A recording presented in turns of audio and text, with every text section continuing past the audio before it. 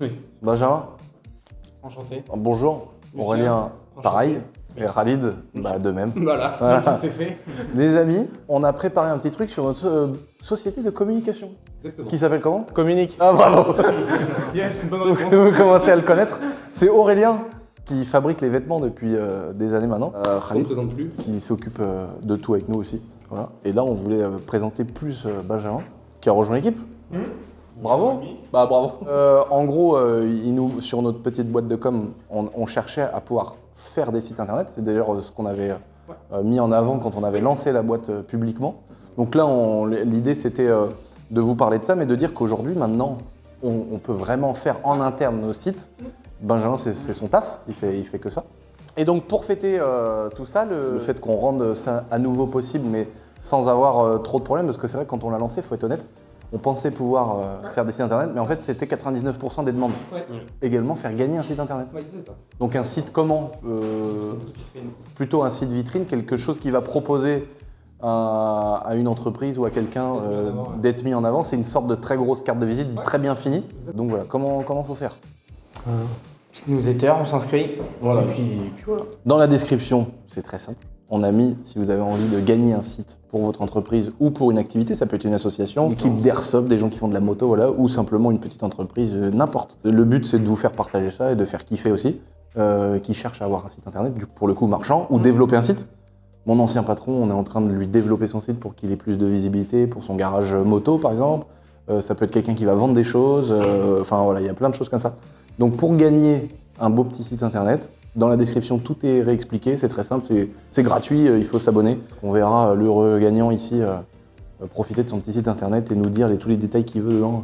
C'est vraiment la carte là. Oui, Exactement. c'est ça. Tout est écrit il a tout préparé, toute la page, c'est simple, Tout c'est est sur rapide la et ça permet d'avoir une belle image pour quelqu'un qui se lance ou une entreprise comme tu as dit, donc c'est sympa. Et puis c'est un modèle qui marche et surtout c'est gratuit. Donc, faut Bah en oui, profiter. c'est le but, nous, il n'y a pas de truc commercial derrière. Hein. En fait, c'est 100% gagnant. L'idée c'était ça, c'était de vraiment faire un délire sympa pour tout le monde sur cette société-là qui met en avant du coup plutôt l'esprit des entrepreneurs avec les sites. Et donc en fait, celui qui gagne, il a un site complet. Et ceux qui sont inscrits, ils ont une remise obligatoire en fait à partir du moment où ils ont été inscrits sur ce concours-là qui dure 15 jours. Et ben voilà. Donc c'est à partir de maintenant les amis, si vous voulez en profiter. Bonjour à tous les amis, j'espère que vous allez bien, j'espère que vous continuez d'entreprendre sur cette petite chaîne YouTube. Alors, on est dans notre petit magasin d'Airsoft les amis. Vous allez vous dire mais quelle est la corrélation là entre la miniature, le titre et tout ça. Alors en fait pour vous expliquer, ici on est dans un petit magasin, on est dans le magasin test. En vrai on peut l'appeler comme ça. C'est 65 mètres carrés de surface de vente.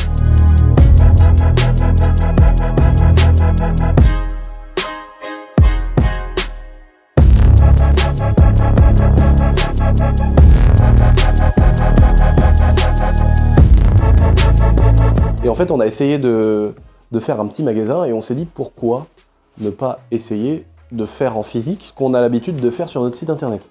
Et donc on avait fait nos calculs, etc. Et on s'est dit, est-ce que les gens vont se déplacer? On est dans un village un peu perdu, on n'est pas très loin d'Angers, mais on est quand même un peu reculé, on n'a pas beaucoup de place de parking, voilà. Donc on s'est dit, si ça marche ici, si un jour on fait un truc plus gros, en tout cas c'est vraiment un bon test ici, parce qu'on n'est pas le meilleur endroit, on n'a pas le meilleur parking, on n'a pas la meilleure visibilité.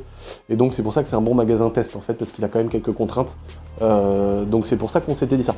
Donc on avait recréé tout ce petit univers, on l'a fait, hein, je suis dedans, il est encore ouvert le magasin, pas de souci.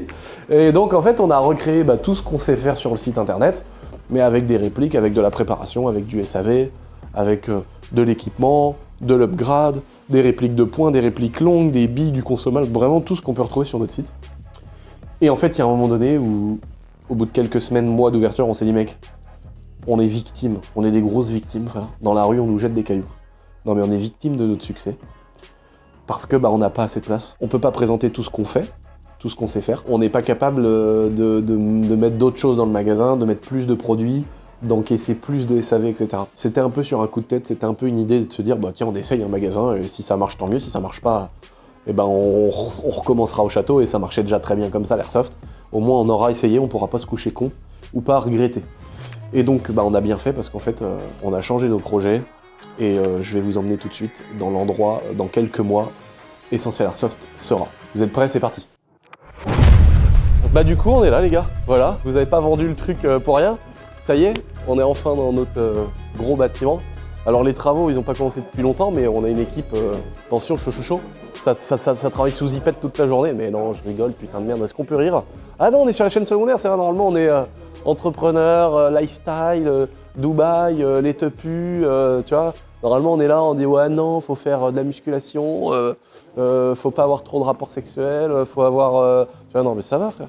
On peut aussi délirer, on peut aussi dire la vérité ou pas sur cette chaîne secondaire. Cela, ça commence un peu à m'énerver. Les mecs, comment je gagne 4 milliards d'euros par mois, par seconde, avec ceci, parce que moi j'imagine... Non frère, c'est bon, t'es bon dans ton truc. Voilà, c'est comme les rappeurs, ils sont très bons à chanter, ils gagnent de l'argent avec la chanson et sa scène. Dis pas que tu vends de la cocaïne. Voilà. Voilà, nous on est des paysans, on est à la campagne frère. On vend pas de la cocaïne. On est content de braquer un peu YouTube. Laisse-nous tranquilles, tu vois. Arrêtez de vous inventer une vie les gars, c'est déjà beau ce que vous faites. Bon en gros, on est bien dans notre magnifique bâtiment. Et c'était la vidéo, je voulais vous dévoiler parce que y a 500 000 personnes qui m'écrivent. Alors que ce soit les gens autour dans la zone qui disent mais qu'est-ce qu'il va faire?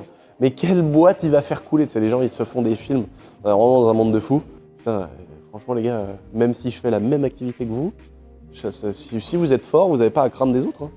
Et en plus, il n'y a pas du tout la même chose autour, donc il n'y a aucun problème. En gros, dans cette vidéo, je voulais vous dévoiler parce que vous allez suivre un peu les avancées des travaux. Donc qu'est-ce qu'on voit ici? Une giga cloison. En fait, dans l'ancienne vidéo, je vous avais montré comment je préparais. Et donc, on vous avait montré le scotch que j'avais posé tout au sol, qu'on voit ici. Tu vois, ça, c'est tous les restes de scotch. En fait, ça, c'est les cloisons. Et donc, bah, en fait, celles qu'on voit plus, c'est celles qui sont devenues une vraie cloison. Et donc, les plans ont un peu changé grâce à mon équipe. Les gars, là, ils ont toujours des réflexions hyper intéressantes. Et donc, ils m'ont proposé un truc mais qui change tout, en fait. Et donc, c'est trop intéressant. Je vais tout vous expliquer. Alors déjà, Essential Airsoft, on a ouvert notre petite boutique. Je suis très content, en fait, d'avoir pu arriver à ce stade entre guillemets où j'ai pu acheter le petit magasin actuel que vous avez vu en intro de vidéo. Et en fait ce petit magasin qui fait 65 mètres carrés de surface de vente, il est vraiment pratique parce que vu que c'est mon magasin, enfin j'ai acheté les murs, je peux un peu faire ce que je veux dedans, tu vois. Je peux le louer, je peux mettre une activité, une autre, je peux faire des essais. Et en fait on s'était un peu dit ça avec l'Airsoft. On s'était dit bah tiens, pourquoi pas essayer, proposer aux gens quelque chose de cool. Quelque chose de sympa dans ce magasin d'Airsoft, on va voir. On a déjà un site sur lequel on réinvestit tout ce qu'on gagne, sur lequel on travaille à fond depuis des années, enfin des années, 4-5 ans quoi. Et on bosse à fond sur ce projet-là. Est-ce que le côté vente physique va marcher? Dans tous les cas, au pire des cas, on aura essayé. Et donc en fait, on s'est fait défoncer. C'est ça la réalité du truc, c'est qu'on s'est fait éclater. Moi je me disais, pour que ce soit rentable, il faut faire 1 000 € par jour. Il faut qu'à la fin du mois, on ait fait 30 000 € de chiffre d'affaires TTC voilà, entre les charges, la location, parce que moi, il y a quand même un crédit que j'ai fait sur ce bâtiment. Ah non, celui-là, j'ai pas dû faire de crédit. En gros, c'est un bâtiment que j'ai acheté 112 000 €. Mais moi, comment je fonctionne? Je vais vous montrer, les gars, venez. On va aller dans la partie arrière. On va aller se balader derrière en même temps, ils ont dû ouvrir. En gros, comment je fonctionne? Le bâtiment, celui-là, je l'ai acheté 112 000 €. C'est une toute petite cellule que j'ai pas financée du coup, mais je raisonne quand même comme un financement. Cet argent-là, je l'ai sorti. Je l'ai gagné à un moment donné, donc tu vois, c'est pas je l'ai sorti, on verra après. Donc moi, comment je fonctionne? Je me dis, bah, qu'est-ce que l'entreprise peut dégager pour rembourser ça? Donc les 112 000 €, je les remets comme si c'était un crédit, pour avoir une sorte de taux de rentabilité. Je remets ça sur 240 mois, à peu près 20 ans, ou un peu moins, tu vois. Et je me dis, bah voilà, pour rembourser 100 000 balles, 112 000 €, ce que je compte les frais de notaire, ce que tu les payes. Tu sais, tout le monde dit, ouais, ce bâtiment-là, toi, en vrai de vrai, ce bâtiment-là, il a coûté 700 000. Donc je pourrais dire, ouais, sur 700 000, mon taux de renta, et nanana. Mais mec, mon taux de rentabilité, je dois le calculer sur 850 000. Et j'ai même envie de dire, je dois le calculer sur 1 million d'euros. Parce que 850 000, j'ai payé les frais de notaire, j'ai payé les frais de l'agence, j'ai payé les frais de conneries à droite à gauche. Je bave, hein, désolé, mais je suis malade. J'ai la chiasse, autant pour moi. Voilà, recule-toi, frère. Ouais, ou avant, si tu veux te prendre une petite semaine d'arrêt, tu sais. Ah, ça ira. Mais en gros, le bâtiment, il me revient, la clé, le jour où j'ai eu la clé dans la main, il m'a coûté 850 000. Plus les travaux que je fais dedans, plus les taux d'intérêt bancaires, il va me coûter, parce que je ne l'ai pas payé cash, hein, il a un financement, il va me coûter 1 million d'euros. Tout compris. Ton taux de rentabilité au bout de 20 ans sur ta maison, Bah mec, si tu prends pas le coup du crédit, c'est au bout de 25 ans ou de 30 ans, ça se trouve qu'elle est rentable ta baraque.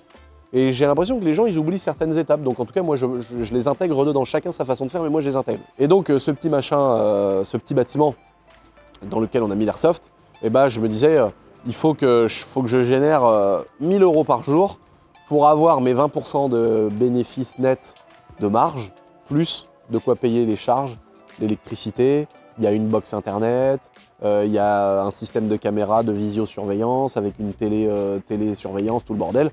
Bah c'est 50 balles par mois, 60 balles par mois la télésurveillance. Tu sais, les caméras, les trucs et tout. Mais mine de rien, c'est quand même 60 balles par mois, donc je dois les intégrer dedans. Donc je m'étais dit, il faut que je fasse 1000 € TTC par jour pour que ce soit rentable. Je pense que le magasin nous rapporte, j'ai pas les chiffres, je pourrais les ressortir dans une prochaine vidéo, je suis con d'ailleurs, j'aurais dû les emmener. Mais on doit être à 60 000 € à peu près de générer en boutique physique, en plus du site. Et le site, lui, il marche super bien, on a une très belle évolution. La dernière fois, je vous avais fait une vidéo sur cette chaîne, où je vous disais qu'on faisait 600 ou 700 000 € de chiffre d'affaires. Là, à l'heure qu'il est, on est déjà à 1,3 million ou 1,2 million TTC. Et la dernière fois, je ne sais plus si je parlais hors taxe ou en TTC. Géraldine, à chaque fois, elle m'embrouille. Géraldine, je lui sors des chiffres, elle me dit « Mais non, tu dis n'importe quoi. C'est TTC. » Et moi, je parle tout le temps en TTC, Géraldine, elle parle tout le temps hors taxe. Donc on a un peu une guerre comme ça, tu vois, où à chaque fois, elle arrive, Géraldine, avec son sabre laser, elle arrive et « T'es un menteur. Tu dis que tu fais 1,2 million, t'es un menteur, tu fais 1 million. » Voilà. Et donc voilà comment j'avais fait mon calcul. Et je pensais pas honnêtement qu'on ferait vraiment, qu'on gagnerait, qu'on arriverait à générer dans les 2-3 000 balles, si tu veux, par jour de chiffre d'affaires. Je pensais pas qu'on arriverait à générer autant sur cette boutique physique. Étant victime de ce succès, on a changé un peu le projet d'ici. Parce que c'est vrai qu'au départ, on pensait faire plein de trucs. En fait, avec mon associé Jawad, on voulait faire un super atelier pour faire des vitres teintées, du detailing, voilà, vraiment sympa, et du changement de pare-brise.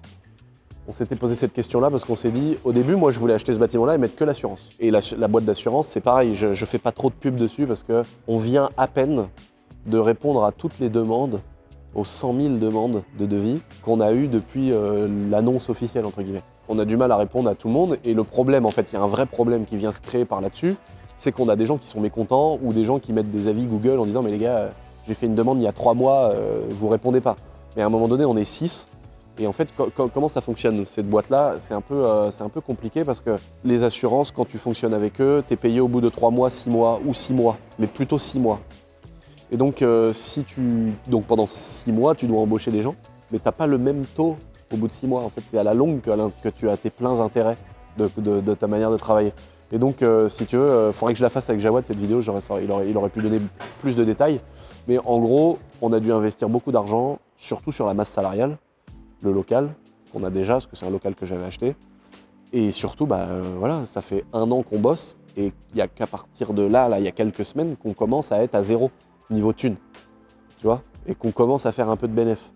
Parce que l'engrenage s'est mis en place. Et ça met du temps avant d'être payé par les compagnies, ça met du temps, voilà. Avec Jawad, on a dû investir entre 150 000 et 200 000 €, parce que tu payes les salaires plus les charges, tu payes tout, hein, donc tout ce qui coûte très cher à une entreprise, les impôts et tout le bordel, alors qu'on ne génère pas d'argent, on n'a pas de rentrée d'argent. Donc on n'a que quelques commissions en fait, voilà comment ça fonctionne.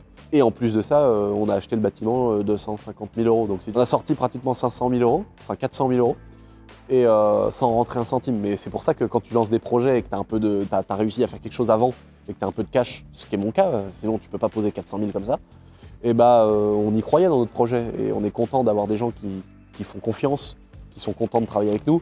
On a trouvé des super solutions, hein. On fait partie des rares à pouvoir assurer les personnes qui font du photovoltaïque. En fait, il y a plein d'entreprises comme ça où c'est galère de se faire assurer. Genre si tu es loueur de voiture, l'assurance c'est une galère. Moi j'ai en partie arrêté pour ça, ma boîte de log de voitures de sport. Tu veux poser des panneaux photovoltaïques, va comprendre pourquoi. C'est une galère. C'est une galère, mec, pour se faire assurer. Nous aujourd'hui, on a trouvé la solution, on a trouvé le produit. On arrive à assurer les entrepreneurs qui montent des boîtes dans le photovoltaïque. Et tu vois, on a plein de petites spécificités comme ça, soit avec des gens qui travaillent avec nous, qui étaient dans les assurances depuis des années et qui arrivent à avoir des bonnes relations avec des grosses compagnies, des choses comme ça. Enfin, c'est très délicat. Et aujourd'hui, on arrive un petit peu à sortir la tête de l'eau, financièrement, et en plus à répondre à toutes les demandes, mais on doit aussi gérer pas mal de personnes qui sont un peu mécontentes d'avoir eu 4 mois de délai de réponse. Que des bonnes nouvelles pour cette petite société, mais c'est beaucoup de boulot. Donc ça fait plaisir que ça fonctionne. Et on s'était dit que tout le showroom qu'il y a devant, c'était trop grand, d'où la cloison, mais ça je vais revenir dessus juste après. Et ici, dès le départ, on s'était dit, cet atelier, il y a un truc intéressant, c'est qu'on puisse faire des pare-brises et par exemple des vitres teintées. Donc on va se faire une petite cellule comme chez Shiftech là-bas. On va mettre des petites dalles Easy Floor pour ceux qui ont vu ma vidéo de la semaine dernière de ma chaîne principale. Tu vois, je vois bien l'atelier avec des belles dalles dans le fond là, des belles lumières au plafond, deux petites cellules un peu detailing, vitres teintées.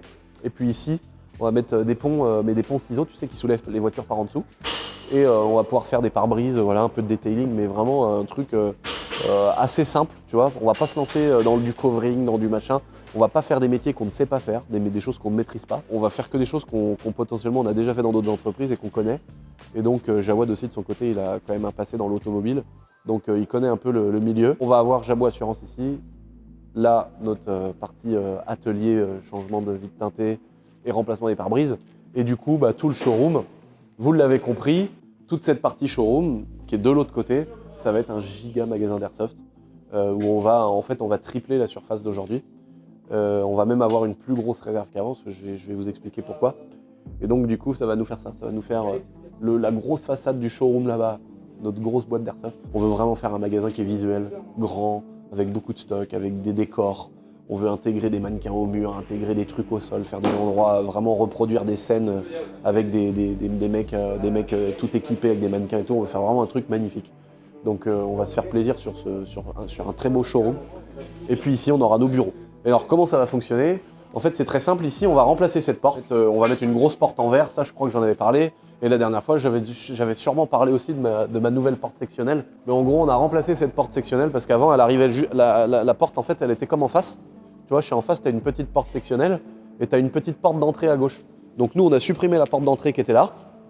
Et au lieu d'avoir une petite porte sectionnelle qui s'arrête là et qui s'arrêtait à 1 mètre, je sais plus combien, là, on a fait une porte qui fait toute la largeur de l'ouverture et on l'a rehaussée d'au moins 1 mètre.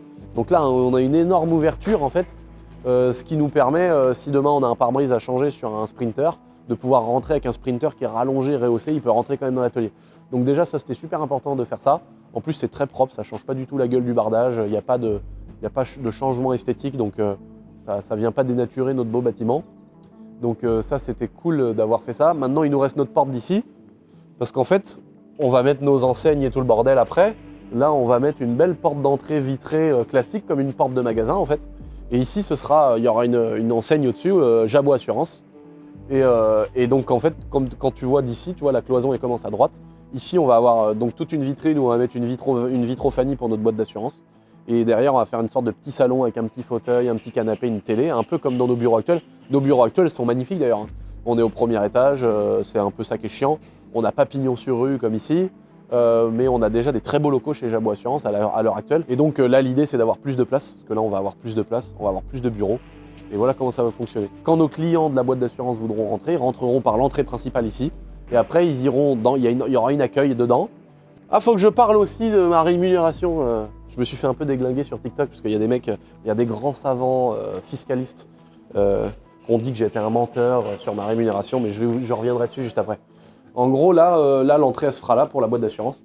Et donc là, il y aura toute une accueil client. C'est là que Jawad, il va pouvoir gérer la partie atelier, la partie réception client. Là, il y avait un bar il y a encore 1 heure ici, donc on l'a viré. Et donc en fait, va y avoir une sorte de gros accueil là. Et là, va y avoir une petite entrée avec un petit salon d'attente pour les clients. Et puis 2-3 petites cellules. Et je pense qu'on va faire des cloisons en verre pour qu'il y ait 2-3 petits bureaux. Tu sais, c'est simplement pour qu'on n'entende pas les conversations des autres et que les gens soient un peu à l'aise pour bosser. Putain, c'est pas vrai, frère. Ils vont me péter. Ils vont me péter toute la journée. À chaque fois, je me plains, mec, qu'on m'appelle. En même temps, on a voulu. Et donc, en gros, il y aura plusieurs petits bureaux ici qui vont être tout à l'intérieur de cette belle cloison. Là, il y aura le bureau du chef. Ah bah voilà, il casse tout. Il casse tout, frère. Voilà, qu'est-ce que je te dise. Mets des coups de marteau partout. Le Sprinter, il casse. Le pauvre. Ici, ce sera certainement le bureau du chef Jawad. Donc on lui mettra un petit drapeau marocain, histoire de faire comme si on n'était pas raciste. Ah merde, les blagues, c'est sur la chaîne principale, c'est vrai. Et donc voilà, mais en gros, il aura aussi un accès ici qui va donner sur les bureaux des différents collaborateurs qui travaillent dans notre boîte d'assurance. Donc il aura accès là. Et le gros avantage, c'est que de son bureau, il aura accès directement ici à la partie atelier. Donc c'est trop bien. Attention, hein, on s'est posé des soirées entières avec une chicha dans le bec pour savoir comment on allait agencer le truc au mieux, tu vois. Donc là, c'est vraiment la meilleure config. Et là, les gars... Ah, ils bossent, hein, si tu veux. Ça fait du bruit, mais ils bossent, les gars. Donc en gros, là, ça va être donc comme j'expliquais, les bureaux d'assurance. Mais en fait, au début, tu vois la hauteur de la cloison qui est là, on pensait la faire comme ça. Et c'est les gars, en fait, qui m'ont dit, mais pourquoi on monterait pas la cloison jusqu'au plafond? Et pourquoi ici, on te ferait pas un toit plus bas? Donc en fait, comme la hauteur de cette cloison-là. Pour Jabot Assurance, ici, on va faire un faux plafond avec de l'isolation phonique, thermique et tout. Comme ça, les gars qui vendent des répliques dans le magasin d'Airsoft gênent pas ici, et les gars en rendez-vous ici, ils gênent pas dans le magasin, tu vois ce que je veux dire? Donc en fait, ici, on va faire un faux plafond, tu vois, qui va venir peut-être un peu plus haut que celui-là. Il va venir plus haut que celui-là, le faux plafond. Ah ouais? Ouais, voilà. Ah oui, donc il sera un peu plus haut que celui-là quand même. Ouais, dessous, il sera à 2,52 m.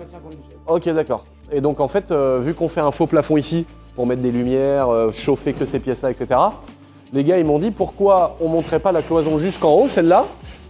On te met un escalier dans la pièce d'à côté, et ici, on fait au lieu de faire un faux plafond, on fait un vrai plafond, avec des bastins et tout. Et là-haut, on fait un gros plancher en OSB. On démonte tout ce faux plafond-là qu'on garde, mais on le démonte propre.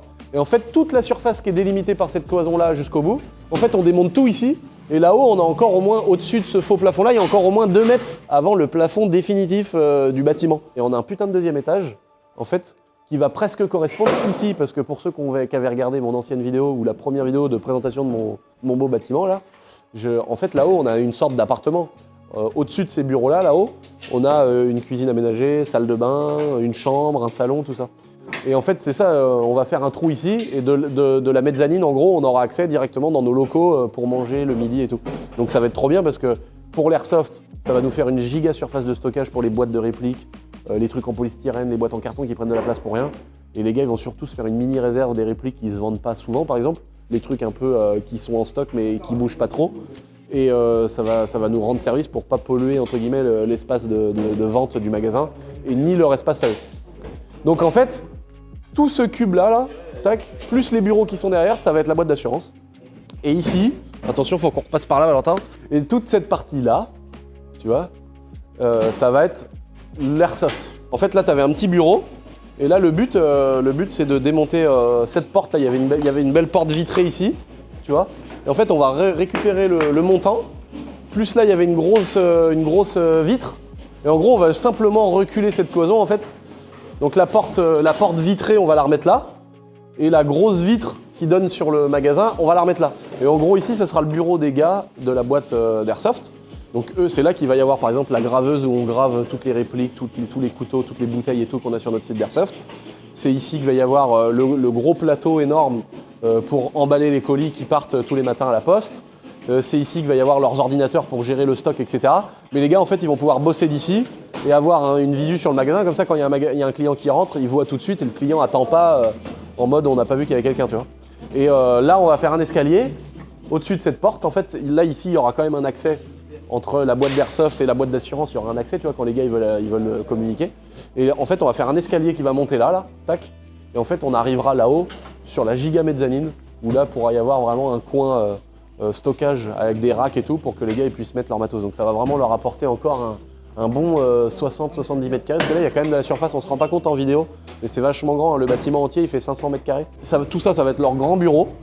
Là, on a laissé un accès avec une petite virgule pour les chiottes, tu vois. Donc là, même s'il y a il faut qu'il y ait des normes, en fait, il faut que les chiottes elles fassent 90 cm ou 83 cm, je crois, de mémoire. C'est normal si tu as un handicapé qui vient dans ton magasin qu'il puisse aller aux chiottes. Déjà, ça, c'est logique, tu vois. Les gens, ils disent, ouais, mais les normes handicapées. Non, franchement, autant ils nous cassent les couilles sur des trucs, des fois, où tu dis, vas-y, ils abusent.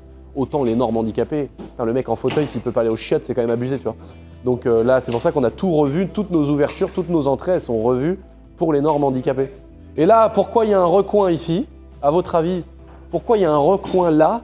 Eh ben, je laisserai libre à votre imagination, mais il va y avoir un projet de ouf. Pourquoi il y a un petit coin renfoncé ici qui donne dans le magasin d'Airsoft? Je laisse libre à votre imagination, mais ça va être un truc mortel. Il faut bien que je garde un peu de surprise à la fin, parce qu'en fait, avec cette chaîne YouTube, je vous dévoile tout. Mais c'est cool parce qu'il y a beaucoup de gens qui kiffent à mort cette chaîne. Il y a beaucoup de vues, c'est incroyable. Il y a des vidéos qui font 500 et quelques mille vues, c'est vraiment ouf, quoi. Moi, je pensais taper des 20 000 vues et d'un autre côté, j'étais un peu content de me dire qu'on allait faire que 20 000 vues parce que je me disais, on sera entre nous, tu vois. Mais là, on est entre nous, mais on est 10 fois plus, c'est tout, c'est pas grave. Et donc, en gros, ici, on va avoir... oh, bah, il y a d'autres surprises, hein. Il va y avoir d'autres surprises. Hein. Franchement, quand ça va être fini, les gars, qu'on va faire un événement. D'ailleurs, je pense que je vais d'ores et déjà appeler la préfecture et tout pour pas me faire incarcérer, frère. Mais, et puis, je vais prévenir surtout tous les commerçants du coin qui sont tous sympas. Hein. Moi, comme pour ceux qui n'ont pas vu les vidéos précédentes, moi, j'ai travaillé ici chez Honda, j'ai travaillé là chez Kawasaki. J'ai fait mon BTS là-haut, avant c'était une école là-haut. Donc en fait, garer ma caisse ici ou là, je l'ai déjà fait. En fait, quand je travaillais chez Honda, ma place, c'était là. Je mettais ma 525 TDS E39 avec des vraies jantes de M5 E34. Je la garais là, frère. Elle était là. Mec, et s'il y a quelqu'un qui me disait... Mais j'avais ma TDS avant, j'avais ma 325 TD blanche. Une fois, la vidangée ici. Et avant, ils vendaient des voitures sans permis. Et avant, il y avait un truc de reprogrammation de ligne d'échappement. Et avant, il y avait Ducati et tout. Et une fois, le patron d'ici pétait un plomb parce que j'avais mon puits de jauge de ma 325 TD juste là. Hein. Elle était là, la caisse, elle était là, frère. Le puits de jauge, je faisais le niveau. Et tu sais, des fois, ils sont durs pour ceux qui ont des E36 diesel. Des fois, les joints, ils sèchent. Et quand tu veux tirer, c'est dur à tirer la jauge. Et mec, j'ai arraché le puits de jauge. Et donc, vu que j'ai enlevé le puits de jauge, mec, tout a redégueulé par le puits de jauge et elle a tout vidangé de l'huile noire qui avait 300 000 partout là, de l'huile noire et tout, ils ont pété les plombs. Et puis une fois, Jordan qui travaille là, qui était mon ancien collègue du coup, parce que je travaillais chez Honda, une fois il est arrivé avec une KTM là, il a pris le coin du mur là, le coin du bardage là, il l'a pris en pleine gueule là.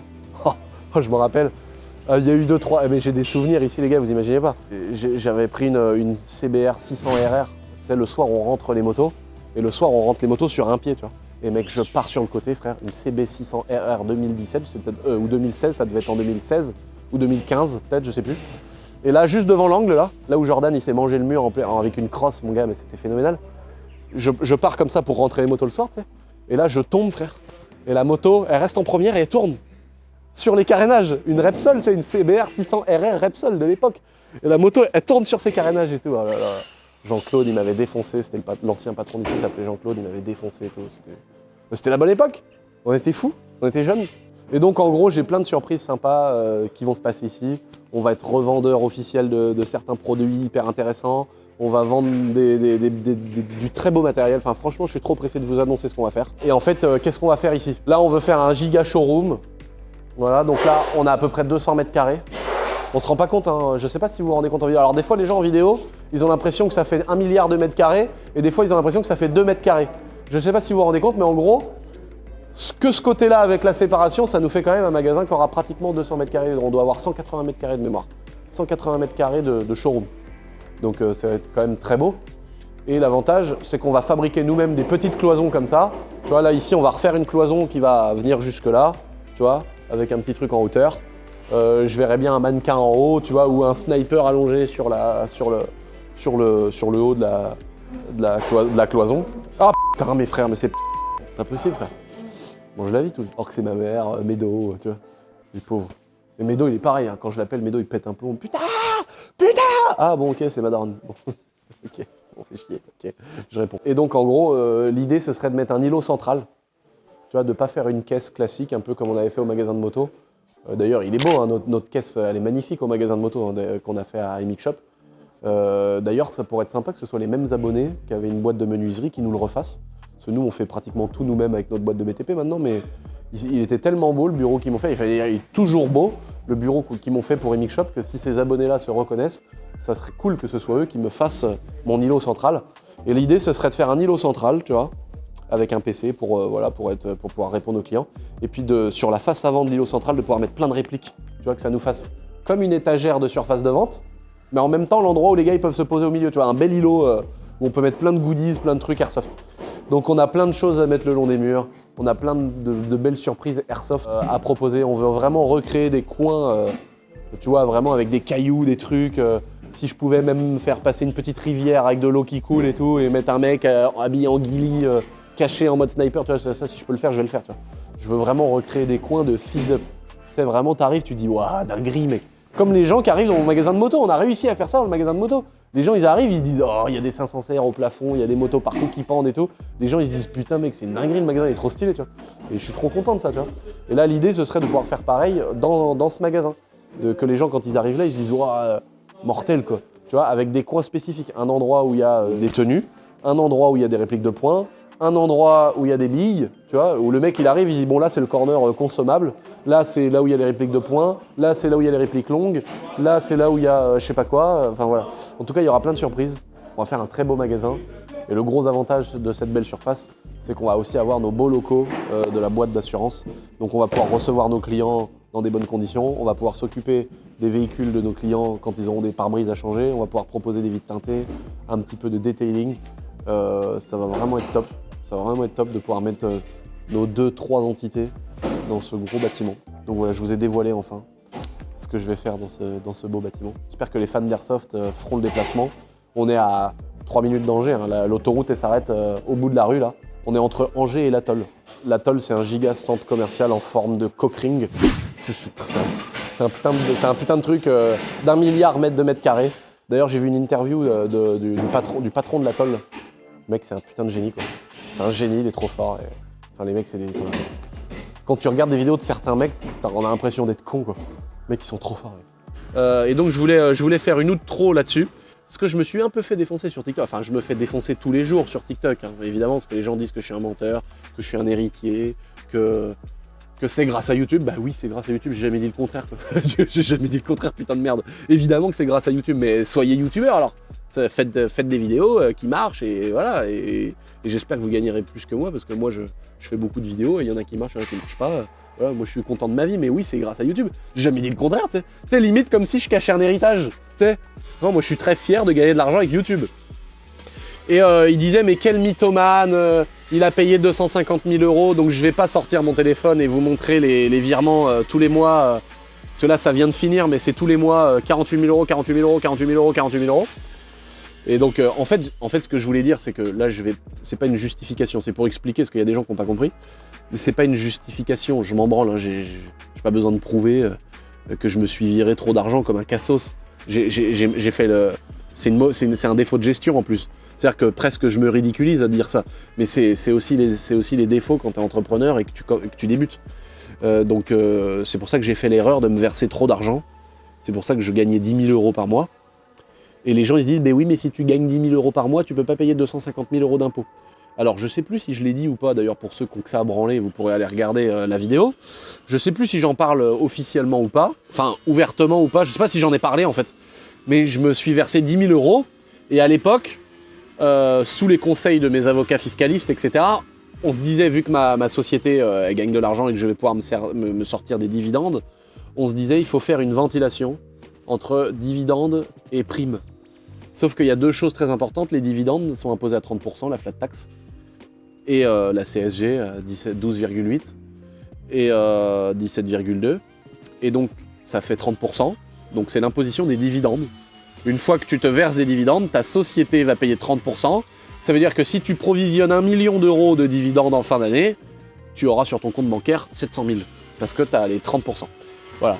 Si c'est remonté sur une holding, d'ailleurs, tu as même 5% de remontée de capitaux, où il y a une petite taxe de 5% sur les remontées d'une société à une holding. Donc tu vois, tu n'auras même pas 700 000. Et donc l'erreur que j'ai fait, c'est que je me suis versé des primes, je crois que c'était 100 000 € plus 100 000 €, mais en prime. Donc j'ai pas payé 30%, mais plutôt le double en fait. Tu vois, c'est pratiquement le double, ça veut dire que tu fais partir de ta boîte 200 000, tu as 100 000 qui arrivent sur ton compte. Tu vois, c'est à peu près ça, j'exagère un peu, mais c'est un peu ça. Et donc en gros, ma rémunération, c'était pas 10 000 € x 12, donc c'était 10 000 € x 12, plus 100 000, plus 100 000. Donc en fait, ma rémunération, elle a été de 400 et quelques mille, tu vois. Et donc c'est pour ça que j'ai payé 250 000 € d'impôts. Donc non, je suis pas un vilain menteur, je suis pas machin, surtout qu'en plus, tu sais, c'est comme les mecs qui te disent « Oh, t'as fait un crédit pour acheter ton truc », mais mec, limite, t'es plus intelligent des fois, dans certaines conditions, de faire un crédit pour acheter quelque chose, tu vois. Il y avait un youtubeur qui était l'ancien propriétaire de mon Aventador, ma première Aventador, qui avait fait une vidéo où il disait que j'avais fait un crédit pour acheter mon Aventador. Mais déjà, premièrement, déjà c'était pas le cas, tu vois, j'avais pas fait de crédit, mais peu importe. Et deuxièmement, en fonction de ta situation, en fonction du contexte, en fonction de comment tu achètes, en fonction de ce que tu fais avec ton argent, c'est peut-être intelligent de faire un crédit, tu vois. même sur une voiture, même si au départ je te dirais fais surtout pas ça, mais ça dépend des conditions, de comment tu fais le truc, de comment tu vis le truc. Il y a des fois, il y a des conditions de vie qui font que bah, ça peut être intéressant de financer même une bagnole.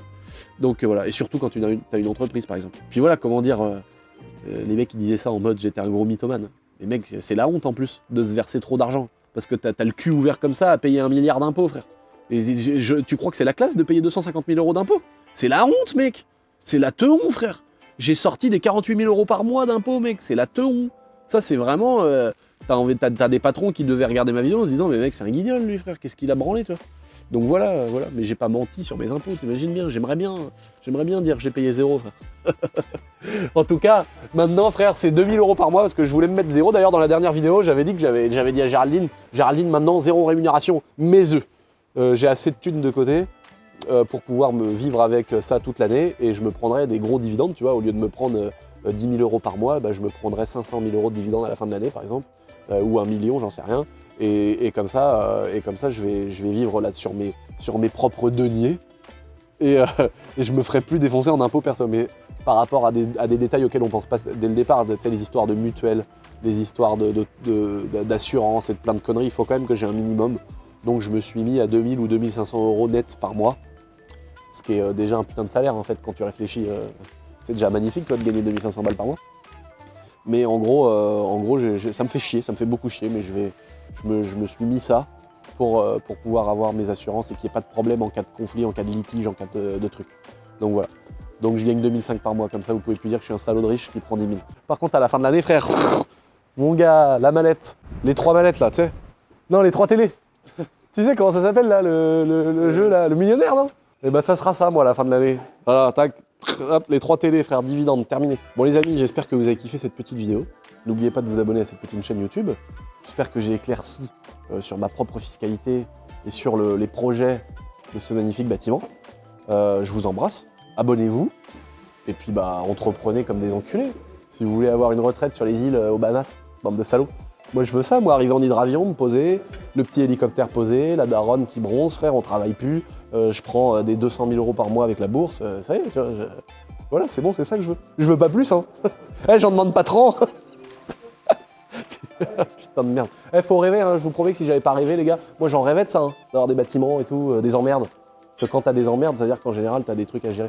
Donc voilà, j'en rêvais de tout ça. Donc en tout cas, abonnez-vous, entreprenez comme des chiens et puis lâchez jamais rien, les potes. Allez, topette.